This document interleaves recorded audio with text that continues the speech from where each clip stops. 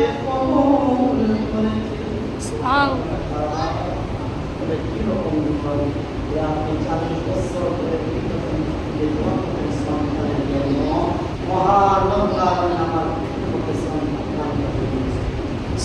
বড়ই খুশি হলো রে খুশি হযরত ইব্রাহিম আলাইহিস সালাম তো খুশি হলো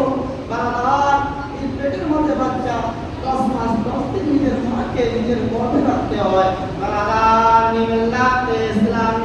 হযরত ইব্রাহিম আলাইহিস সালাম এই রকম করে 5 দিন দেয়ার দিন গিনতে আছেন গিনতে এক মাস 2 মাস 3 মাস 4 মাস করতে করতে যখন 9 মাস 10 দিন হলো মহান রব্বুল আলামিন হযরত ইব্রাহিম আলাইহিস সালামের বাড়িতে একটা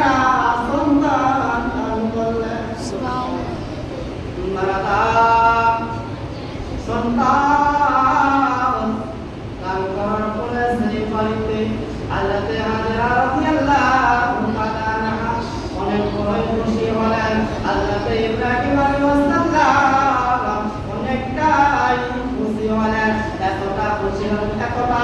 আর কোনো মানুষ কোনো ফেরেশতা কোনো দিক থেকে এইরকম হতে না যখন দেখেন সন্তান যখন দুনিয়ায় চলে এসেছে বাবার প্যার